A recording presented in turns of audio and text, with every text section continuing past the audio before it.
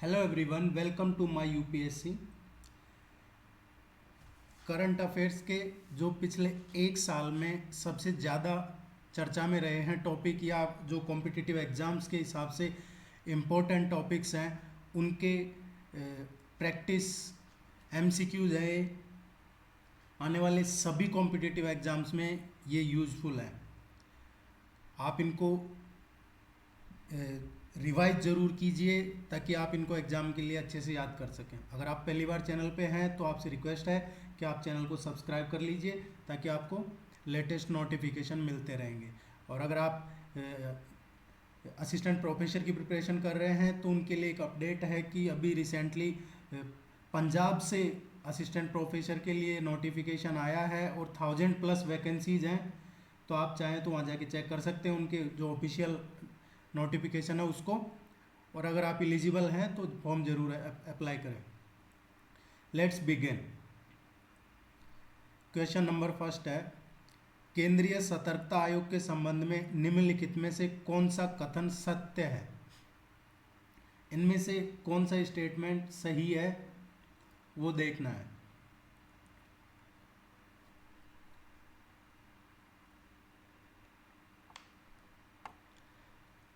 केंद्रीय सतर्कता आयोग की बात हो रही है, सीवीसी बोलते हैं हम इसको, सेंट्रल विजिलेंस कमीशन। इस संवैधानिक संस्था की स्थापना के संथानम समिति के सिफारिशों के आधार पर की गई थी। ये बात सही है कि इसकी स्थापना है जो के संथानम की अध्यक्षता वाली समिति की सिफारिशों के आधार पर गवर्नमेंट ने की थी।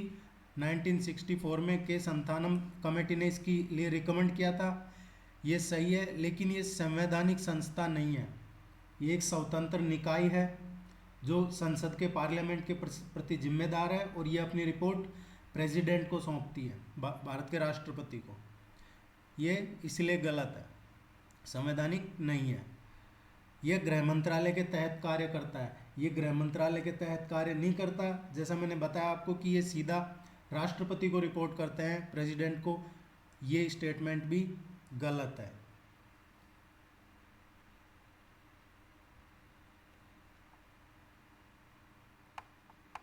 वर्तमान में किस राज्य के विधानसभा भवन का शताब्दी समारोह मनाया जा रहा है? अभी मनाया है ये कुछ टाइम पहले। ये बिहार विधानसभा का जो भवन है उसको 100 ईयर्स कंप्लीट हो गए हैं। उन्होंने ये शताब्दी समारोह का आयोजन किया था। इसमें जो प्रेसिडेंट ऑफ इंडिया हैं वो भी पहुंचे थे। ये 1921 में बना था। इसको 100 साल पूरे हो चुके हैं।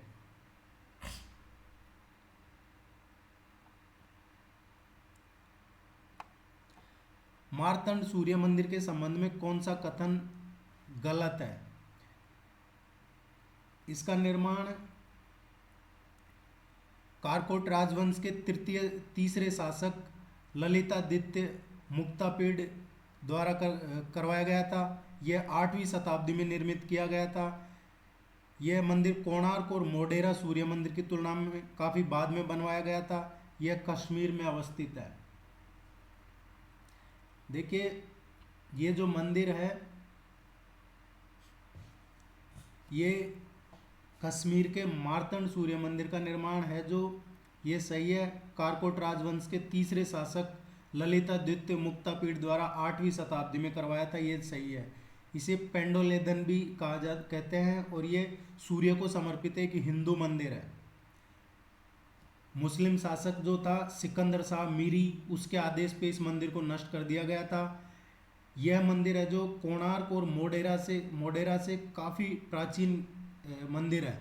तो ये स्टेटमेंट थर्ड गलत है कि ये बाद में बनवाया गया था। ये इनसे भी पहले का मंदिर है और ये सुर्खियों में इसलिए रहा है क्योंकि अभी रिसेंटली जो यूनियन मिनिस्टर पीयूष गोयल, उन्होंने इस मंदिर की यात्रा की थी, जिसकी वजह से ये मंदिर चर्चा में है।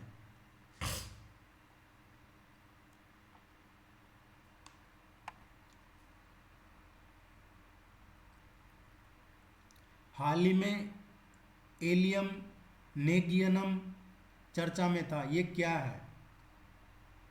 देखिए, अभी रिसेंटली जो उत्तराखंड है उसके चमोली डिस्ट्रिक्ट की जो नीति वैली है, नीति घाटी, उस नीति घाटी के एरिया में एलियम नेगियनम नाम का एक नई पौधे की प्रजाति की खोज हुई है। और ये जो पौधा है समुद्र तल से लगभग अराउंड 3000 टू 4800 की मीटर की ऊंचाई पे उगता है। और ये बहुत कम जगह पे रेयर स्पीसीज है ये वेस्टर्न हिमालय की, और अब तक दुनिया में इसके कहीं और पाए जाने की जानकारी नहीं मिली है। और इसका नाम जो एलियम नेगियनम रखा है, ये जो वैज्ञानिक है भारत के प्रख्यात खोजकर्ता एलियम और जो संग्रह करता है स्वर्गीय डॉक्टर कुलदीप नेगी, उनके सम्मान में रखा है। सो इसका करेक्ट आंसर होगा उत्तराखंड में पाया जाने वाला एक खास किस्म का पौधा।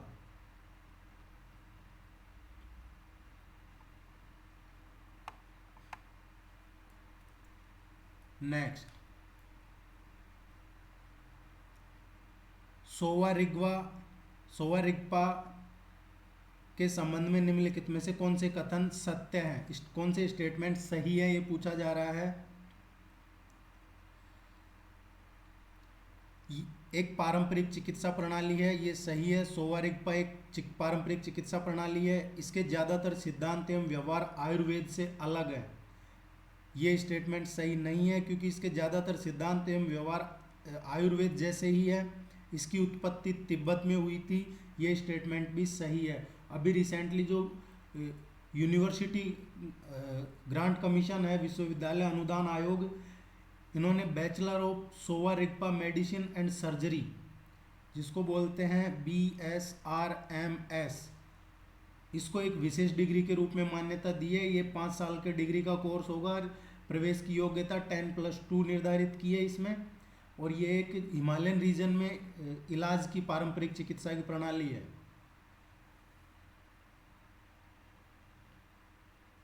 सो इसका करेक्ट आंसर होगा स्टेटमेंट फर्स्ट एंड थर्ड सही है।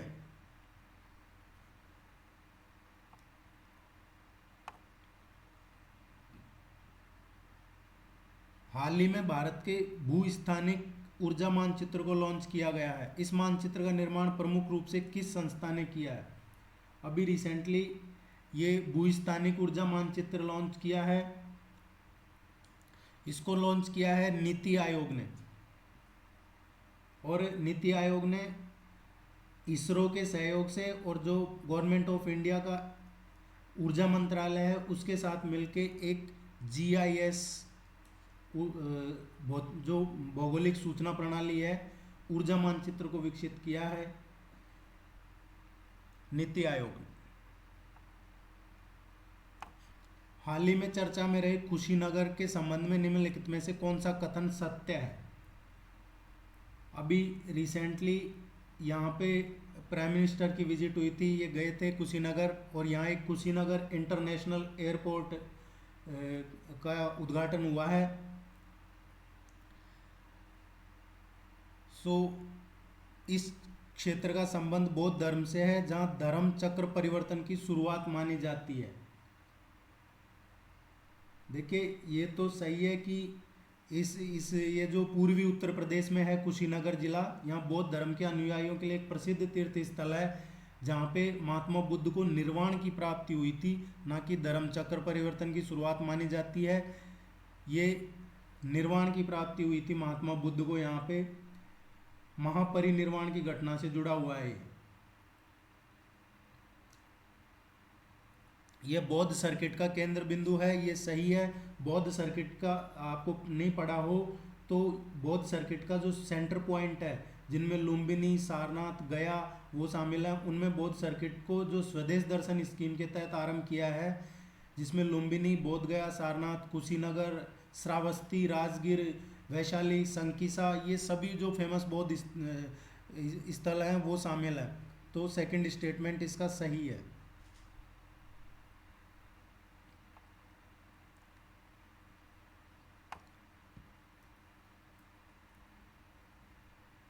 निम्नलिखित में से किस चोटी का नाम बदलकर माउंट मणिपुर रखा गया है?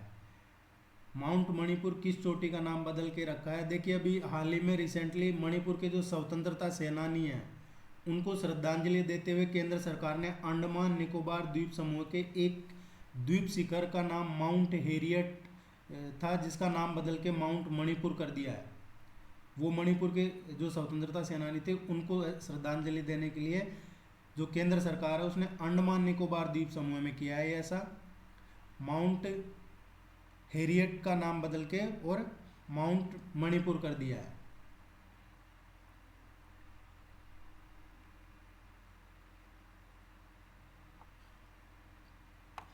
चर्चा में रहे द अर्थ शॉर्ट प्राइज के संबंध में कौन सा कथन सही है? अर्थ शॉर्ट प्राइज, इसके रिगार्डिंग कौन सा स्टेटमेंट सही है? पर्यावरण से संबंधित इस पुरस्कार को 2021 में पहली बार शुरू किया गया है, ये स्टेटमेंट सही है। अभी रिसेंटली लंदन में एक कार्यक्रम हुआ समारोह जिसमें प्रिंस विलियम द्वारा इसको शुरू किया गया है। पहले पर्यावरणीय अर्थ शॉर्ट प्राइज से विजेताओं को सम्मानित किया है इसमें। ये जो प्राइज दिए हैं इसको इको ऑस्कर के नाम से जाना गया है। सो फर्स्ट स्टेटमेंट करेक्ट है, सेकंड स्टेटमेंट भी करेक्ट है। और ये जो प्राइज है ये 2021 से और 2030 तक 2030 तक हर साल जो 5 विनर्स हैं उनको दिया जाएगा। ये हर साल 5 विजेताओं को ये दिया जाएगा।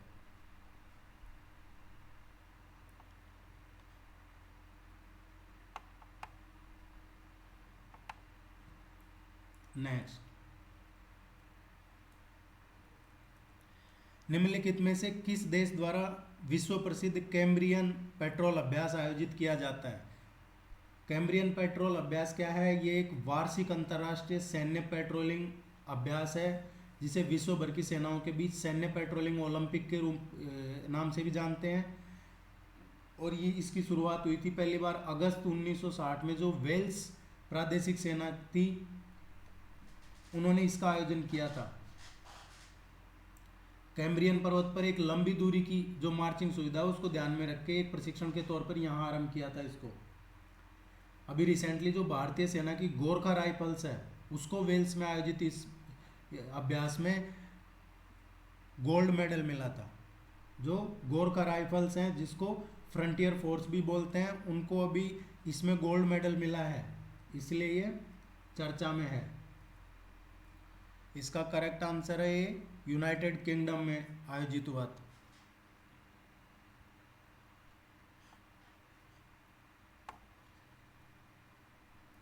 निम्नलिखित में से कौन सा कथन असत्य है? इनमें से गलत कौन सा है वो देखना है। ग्लोबल ट्यूबरक्लोसिस रिपोर्ट 2021 विश्व स्वास्थ्य संगठन ने जारी की है, ये बिल्कुल सही है। ये जो टीबी रिपोर्ट 2021 है WHO ने जारी की है। 2018 में संयुक्त राष्ट्र की टीबी पर आयोजित पहली बैठक में राष्ट्र अध्यक्षों ने तय किया था कि 2024 तक टीबी से जुड़े टारगेट प्राप्त करेंगे। ये ऐसा कुछ भी नहीं किया था। पहली ग्लोबल ट्यूबरक्लोसिस रिपोर्ट WHO ने 97 में लॉन्च की थी। ग्लोबल टीबी वॉच लिस्ट में कंबोडिया, रूस और जिम्बाब्वे को भी शामिल किया गया है, ये सही है।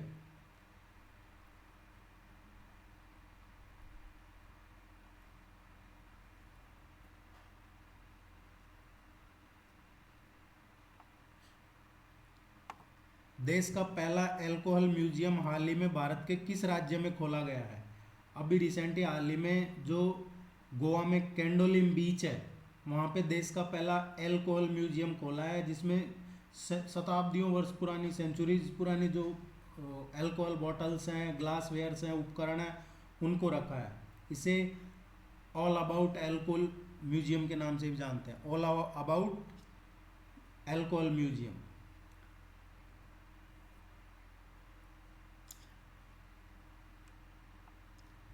फैनी का नाम सुना होगा आपने, गोवा की फैनी, वो उसको गोवा का हेरिटेज ड्रिंक भी घोषित किया जा चुका है। GI टैग भी मिल चुका है गोवा की फैनी को, ये भी आपको ध्यान में रखना है।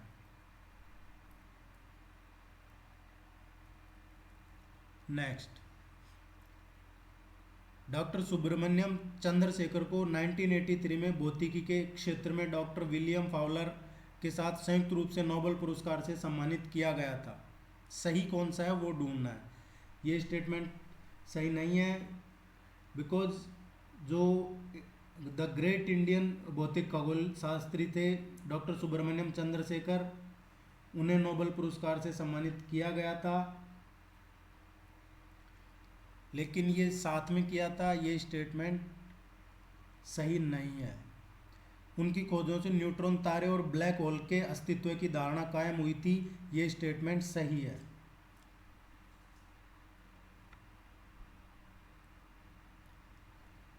ये स्टेटमेंट पहला गलत इसीलिए है कि ये 1983 में नहीं, इसका साथ में नहीं था, और इनको है जो साथ में संयुक्त रूप से नहीं दिया गया था।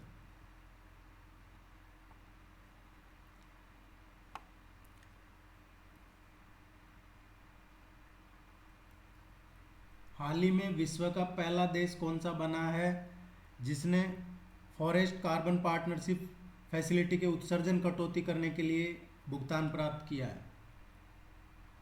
ये बना है अभी अफ्रीकन देश है ये, मोजाम्बिक। ये विश्व का पहला ऐसा देश बना है जिसने फॉरेस्ट कार्बन पार्टनरशिप फैसिलिटी से उत्सर्जन यानी उत्सर्जन कटौती करने के लिए भुगतान प्राप्त किया है।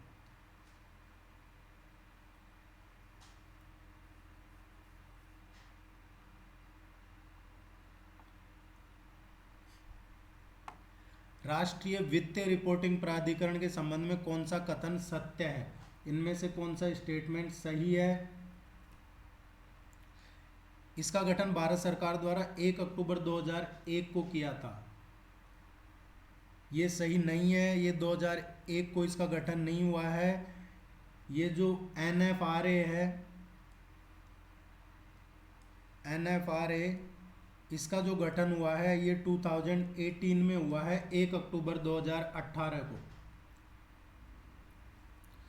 इसका गठन कंपनी अधिनियम 2013 की धारा 132(1) के तहत किया गया था। ये स्टेटमेंट सही है। बी इसका करेक्ट आंसर होगा।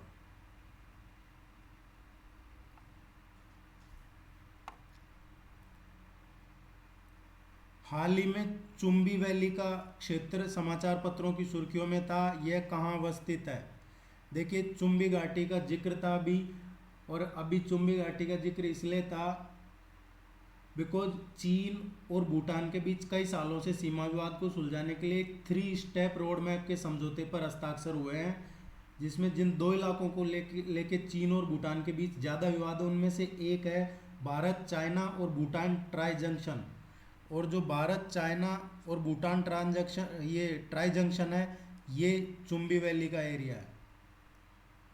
और दूसरा है जो भूटान के नॉर्थ में है, जकारलुंग और पासमलुंग घाटी का एरिया बोलते हैं उसको।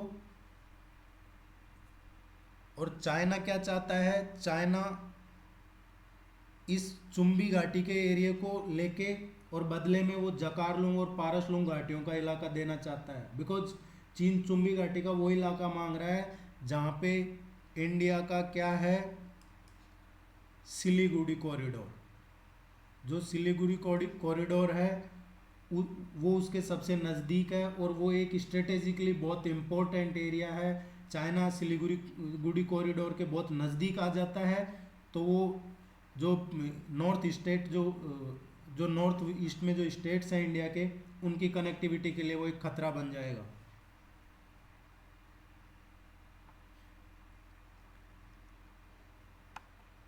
निहंग सिक्कों के संबंध में निम्नलिखित में से कौन सा कथन गलत है?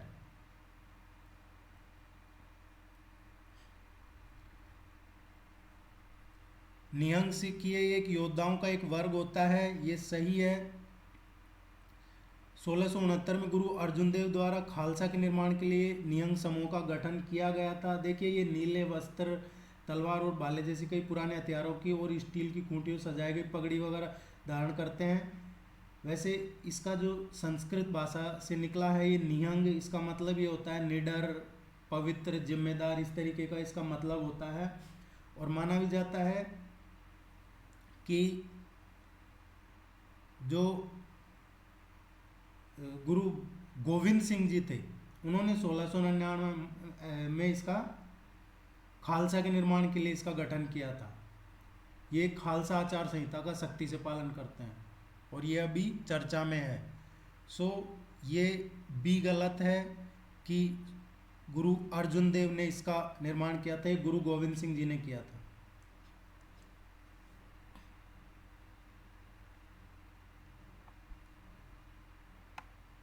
राष्ट्रीय नवाचार दिवस कब मनाया जाता है? अभी हाल ही में प्रधानमंत्री ने, जो पूर्व राष्ट्रपति थे हमारे एपीजे अब्दुल कलाम, उनकी 90वीं जयंती थी, उस पर उनको श्रद्धांजलि देते हुए ये उनकी जयंती को है जो राष्ट्रीय नवाचार दिवस के रूप में मनाया जाता है। सो इसका आंसर होगा फर्स्ट वन, 15 अक्टूबर।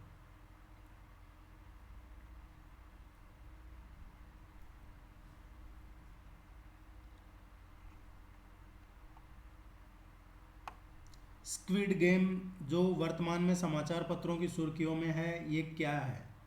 देखिए, स्क्विड गेम है ये, इसको अभी रिसेंटली ये इसलिए चर्चा में है कि इसको 1 महीने से भी कम टाइम में लगभग 11 करोड़ यूजर्स इसको देख चुके हैं नेटफ्लिक्स वगैरह पे। और ये एक साउथ कोरियन टेलीविज़न सीरीज है।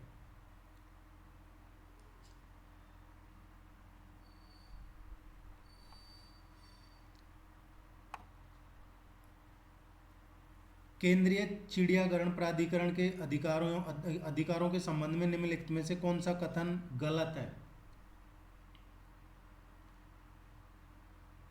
यह भारतीय चिड़ियाघरों में जानवरों की देखभाल के लिए मानदंडों को तय करता है। यह देश की प्रत्येक चिड़ियाघर को संचालन के लिए मान्यता प्रदान करने का काम भी करता है। इसके पास चिड़ियाघर की मान्यता रद्द करने की शक्तियाँ भी प्राप्त है। इसकी स्थापना 2016 में हुई थी। इसकी स्थापना 2016 में नहीं हुई थी, इसकी स्थापना 1992 में हुई थी। अभी ये चर्चा में क्यों है? क्योंकि एक विजन प्लान आया है, जो भी भारतीय चिड़ियाघर हैं उनके संबंध में एक विजन प्लान आया है। वो विजन प्लान है 2021 टू 2031 का विजन प्लान जारी किया है, जो केंद्रीय चिड़ियाघर प्राधिकरण है, यानी सेंट्रल जू अथॉरिटी,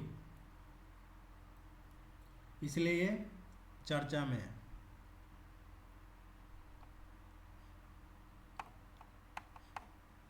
निम्नलिखित में से किस महत्वपूर्ण अंतर्राष्ट्रीय संस्था ने हाल ही में भारत को अपना पूर्णकालिक सदस्य बनाने के लिए आमंत्रित किया है? देखिए, अभी रिसेंटली अंतर्राष्ट्रीय ऊर्जा एजेंसी ने भारत को अपना पूर्णकालिक सदस्य बनने के लिए आमंत्रित किया है, बिकॉज भारत दुनिया का तीसरा सबसे बड़ा ऊर्जा का उपभोक्ता देश है। बी इसका करेक्ट आंसर होगा। आपको ये भी ध्यान रखना चाहिए कि जो अंतर्राष्ट्रीय संस्था है, ये इंटरनेशनल एनर्जी एजेंसी है, इसका हेडक्वार्टर कहाँ पे है? इसका हेडक्वार्टर है पेरिस में, फ्रांस में।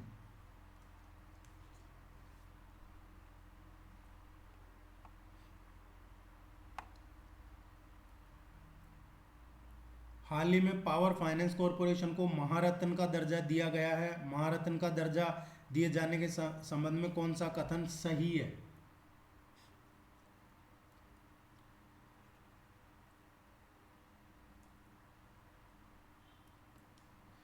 महारत्न व्यवस्था की शुरुआत वर्ष 2010 में की गई थी, ये सही है। यह दर्जा उस कंपनी को दिया जाता है इसने लगातार बीते 3 वर्षों में 5,000 करोड़ से अधिक रुपए का शुद्ध लाभ प्राप्त किया है, ये भी सही है। सो दोनों ही स्टेटमेंट सही है। सी इसका करेक्ट आंसर होगा। नेक्स्ट देखते हैं।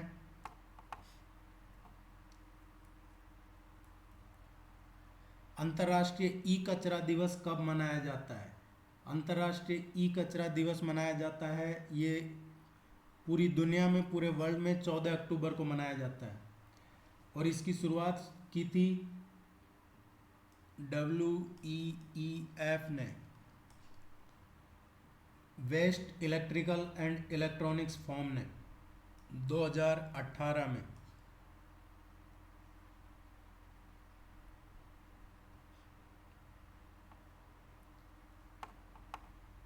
नेक्स्ट देखते हैं, हाल ही में किस संस्था द्वारा वैश्विक जलवायु जोखिम सूचकांक 2021 ग्लोबल क्लाइमेट रिस्क इंडेक्स 2021 जारी किया है? यह भी रिसेंटली जारी किया है जर्मन वॉच ने। ये एक इंटरनेशनल एनवायरनमेंट थिंक टैंक है और ये जो सूचकांक है ये इसका 16th एडिशन रिलीज हुआ है 2021 में, और इसमें इंडिया ने काफ़ी इम्प्रूव किया है, जो उसकी पिछली रैंकिंग थी उसमें काफ़ी सुधार किया है।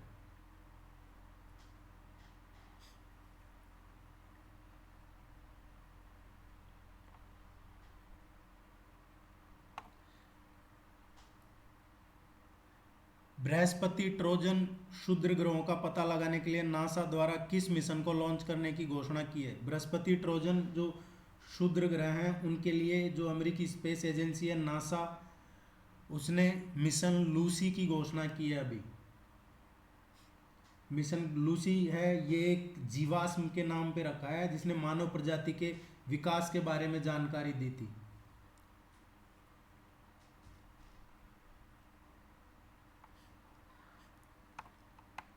देखिए इसका पीडीएफ आपको नीचे मिल जाएगा, आप इसको देखने के बाद पीडीएफ डाउनलोड कर सकते हैं इसका। हाल ही में खबरों में रहा डिटॉक्सिंग पायलट प्रोजेक्ट किस नदी से संबंधित है? देखिए अभी रिसेंटली जो मेघालय गवर्नमेंट है उसने दावा किया है कि एक डिटॉक्सिंग पायलट प्रोजेक्ट ने मृत प्राय जो लूखा रिवर थी उसको पुनर्जीवित कर दिया है। और लूखा रिवर है जो कोयले की खदानों से निकलने वाला जो एसिड और हानिकारक तत्व है उनको एक दशक पहले ही विषाक्त हो गई थी।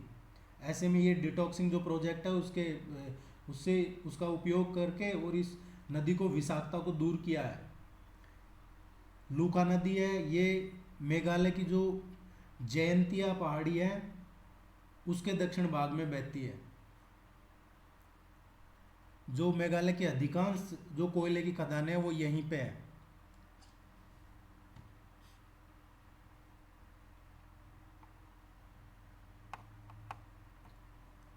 निम्नलिखित में से किसे वर्ष 2021 के लिए अर्थशास्त्र के क्षेत्र में नोबेल पुरस्कार से सम्मानित किया जाएगा?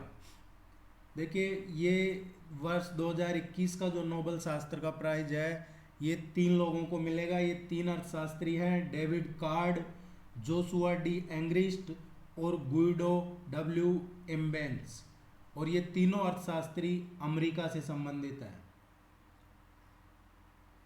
सो इसका करेक्ट आंसर होगा थर्ड वन, दिस वन।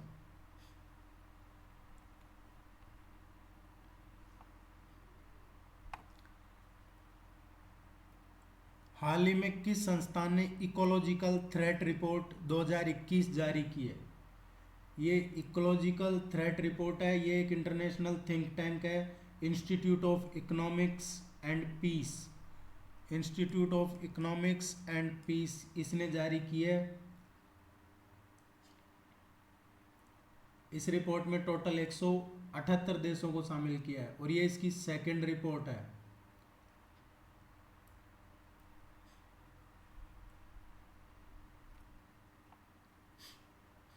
हाल ही में राष्ट्रीय मानवाधिकार आयोग NHRC का 28वां स्थापना दिवस मनाया गया। राष्ट्रीय मानवाधिकार आयोग के संबंध में क्या सत्य है? ये अभी राष्ट्रीय मानवाधिकार का मनाया है। ये एक संवैधानिक संस्था है। राष्ट्रीय मानवाधिकार आयोग संवैधानिक संस्था नहीं है, ये एक वैधानिक स्वतंत्र वैधानिक संस्था है जिसकी स्थापना जो मानवाधिकार संरक्षण अधिनियम है 1993 उनके अकॉर्डिंग की गई थी 12 अक्टूबर 1993 को। इसका हेडक्वार्टर है मानवाधिकार आयोग का, ये दिल्ली में है। राज्य के स्तर पे जो राज्य मानवाधिकार आयोग है उनके अध्यक्षों के जो सदस्य उनकी नियुक्ति राज्यपाल करता है, और जो बहुसदस्यीय संस्था के अध्यक्ष और सदस्य हैं उनकी नियुक्ति राष्ट्रपति द्वारा प्रधानमंत्री की अध्यक्षता वाली समिति की सिफारिशों के आधार पर किया जाता है। सो इस सेकंड वन इसका करेक्ट आंसर है।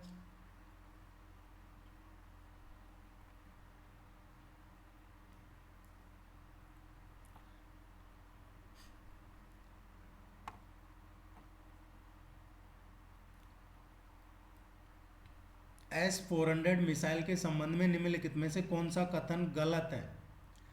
यह हवा में मार करने वाला एक मिसाइल डिफेंस सिस्टम है।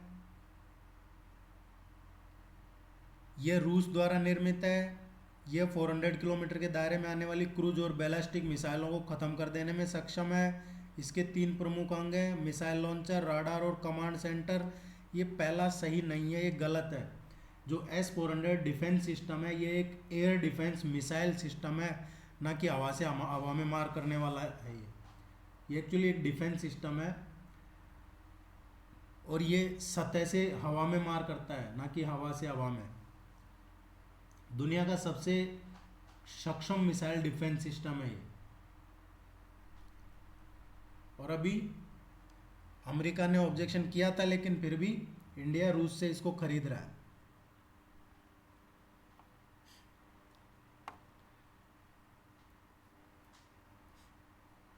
हाल ही में अब्दुल कादिर खान का निधन हो गया, ये कौन थे?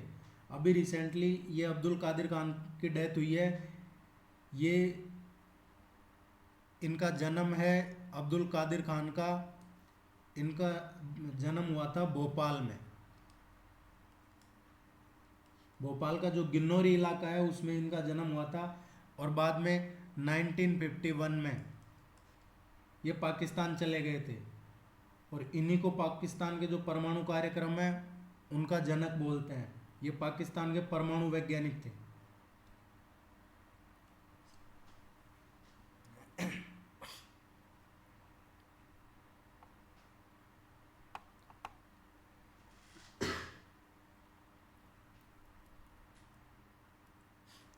हाल ही में निम्नलिखित में से किस नेशनल पार्क का नाम बदलकर रामगंगा राष्ट्रीय उद्यान करने का प्रस्ताव किया गया है?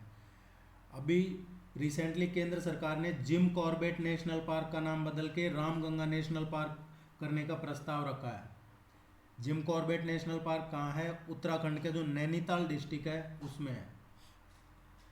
सो इसका करेक्ट आंसर होगा डी, देशवन।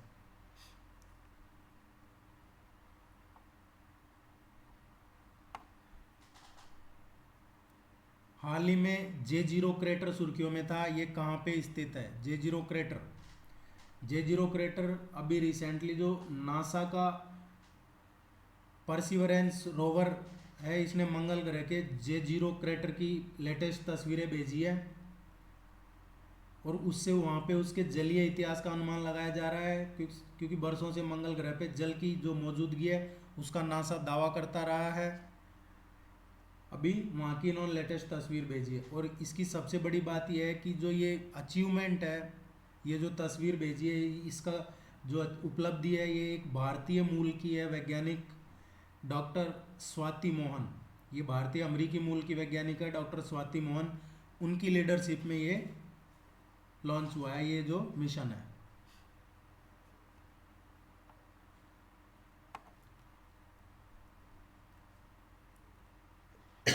नानाजी देशमुख के संबंध में निम्नलिखित में से कौन सा कथन सही है? वे एक भारतीय समाजसेवी और राजनेता थे। उन्हें भारत रत्न से सम्मानित किया जा चुका है, ये सही है। देखिए नानाजी देशमुख, इनका जो ये जन्म है 1916 में हुआ था। वो राजनेता भी थे, समाजसेवी थे और जो 2019 में इनको भारत रत्न से सम्मानित किया था।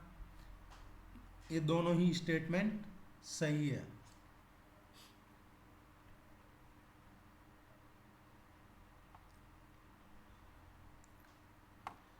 अभी रिसेंटली WHO ने बच्चों के लिए मलेरिया की पहली वैक्सीन को मंजूरी दी है। ये वैक्सीन किस कंपनी ने तैयार की है? ये वैक्सीन तैयार की है ग्लैक्सोस्मिथक्लाइन ने।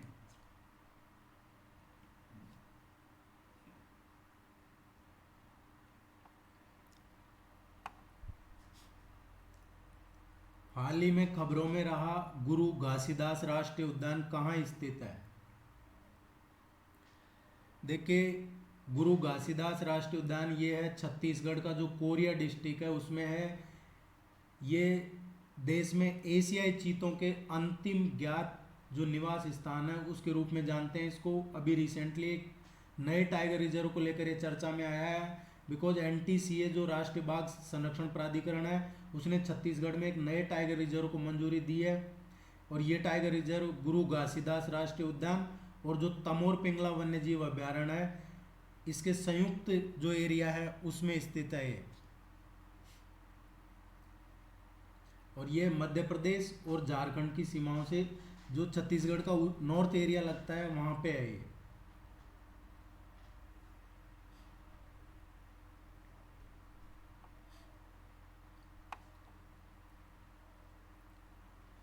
वर्तमान में भारत किस देश के साथ मिलकर संयुक्त सैन्य प्रशिक्षण अभ्यास अजय वॉरियर को आयोजित कर रहा है? देखिए ये छठा सिक्स्थ है इसका। ये जो सैन्य प्रशिक्षण अभ्यास है अजय वॉरियर ये छठी बार हो रहा है और ये यूनाइटेड किंगडम के साथ मिलके और उत्तराखंड में शुरू हुआ है।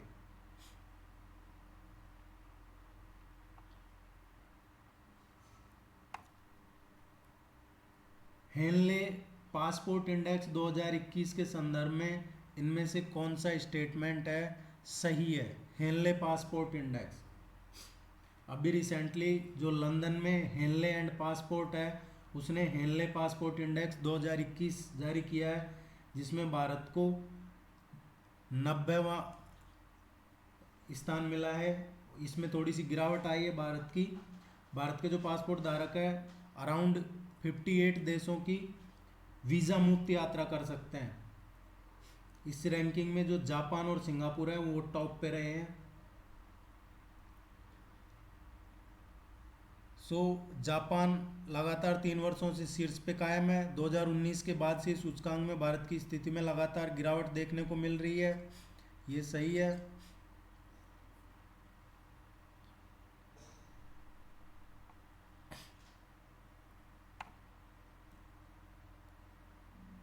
निम्नलिखित में से किसे वर्ष 2021 के लिए शांति के नोबेल पुरस्कार से सम्मानित किया जाएगा? ये है मारिया रेसा और दिमित्री मुराटोव। मारिया रेसा है ये फिलीपींस के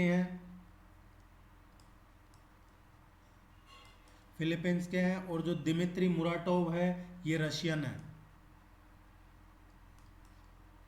इनको 2021 के लिए शांति के नोबेल पुरस्कार से सम्मानित करने की घोषणा की है। और ये दोनों ही है जो जर्नलिस्ट हैं, पत्रकार हैं।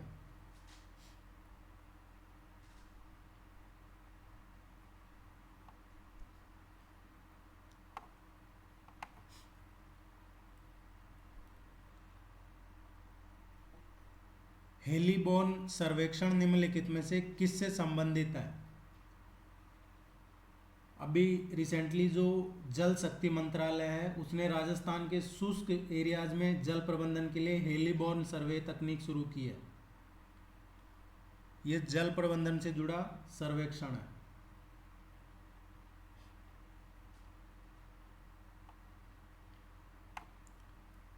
हाल ही में किस राज्य ने स्वच्छ अभियान की शुरुआत की है?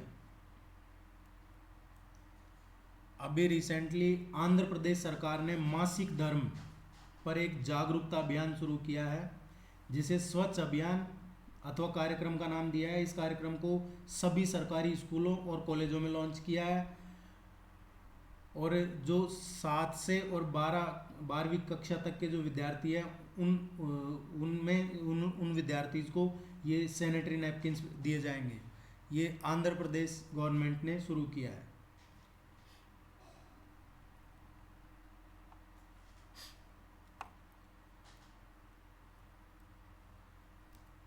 पीएम मित्र योजना के संबंध में निम्न में से कौन सा स्टेटमेंट इनमें से सही है?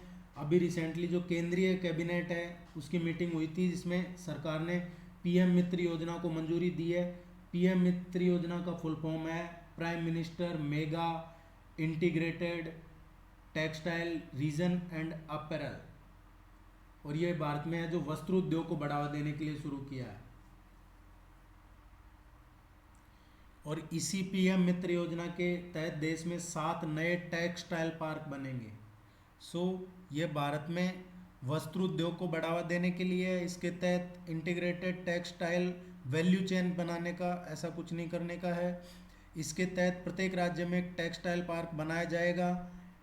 हाँ, ये बात सही है, बनाया जाएगा, लेकिन अभी 7 पार्क ही बनेंगे, लेकिन प्रत्येक राज्य में बनाया जाएगा। सो इसका आंसर होगा फर्स्ट वन।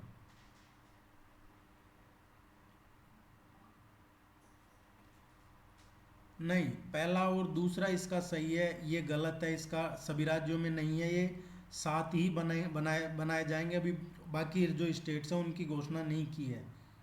और ये इंटीग्रेटेड टेक्सटाइल वैल्यू चेन बनाने का ये सही है। पहला और दूसरा स्टेटमेंट सही है।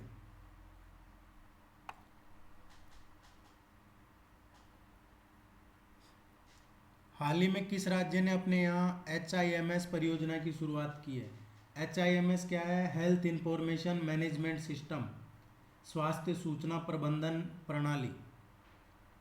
इस परियोजना को मंजूरी दी है अभी जो दिल्ली मंत्रिमंडल है उसने इसको मंजूरी दी है। इसके अकॉर्डिंग जो नागरिक है, प्रत्येक नागरिक का एक स्वास्थ्य कार्ड बनेगा और उसकी चिकित्सा की जानकारी इकट्ठी की जाएगी। मरीज घर बैठे अपना अपॉइंटमेंट ले सकते हैं। ये दिल्ली गवर्नमेंट ने किया अभी।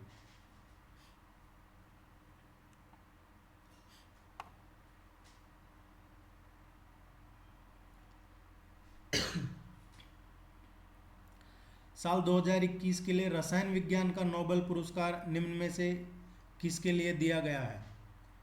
देखिए, ये अभी दिया गया है एसिमेट्रिक ऑर्गेनोकैटालिसिस, अणुओं के निर्माण के लिए एक नया तरीका विकसित करने के लिए दिया गया है ये। और ये किसको दिया है? ये पुरस्कार इस बार दिया है जो जर्मन वैज्ञानिक है बेंजामिन लिस्ट और स्कॉटलैंड के डेविड WC मैकमिलन को। नोबेल पुरस्कारों की शुरुआत कब हुई थी? नोबेल पुरस्कारों की शुरुआत हुई थी 1901 में। स्वीडन का जो वैज्ञानिक है अल्फ्रेड नोबेल, उनकी याद में की थी इनकी शुरुआत।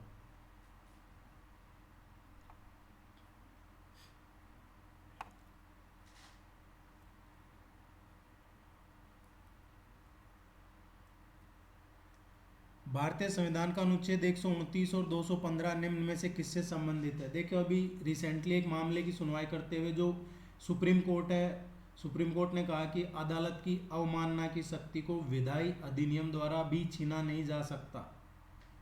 इसके बाद से न्यायालय की अवमानना का मुद्दा ये चर्चा में आ गया है।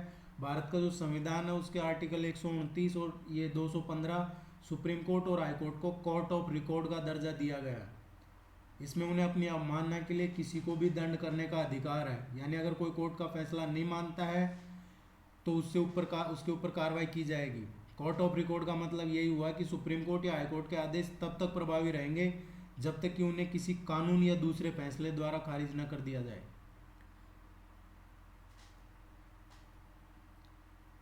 फर्स्ट इसका करेक्ट आंसर होगा।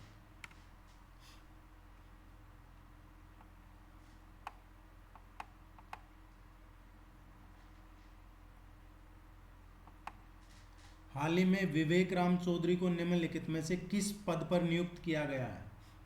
विवेक राम चौधरी को अभी रिसेंटली जो नियुक्त किया है, ये आपने सुना होगा BR चौधरी। ये BR चौधरी जी को अभी भारतीय वायुसेना चीफ यानी एयर चीफ मार्शल के पद पे नियुक्त किया गया है। इससे पहले जो एयर चीफ मार्शल थे कौन थे?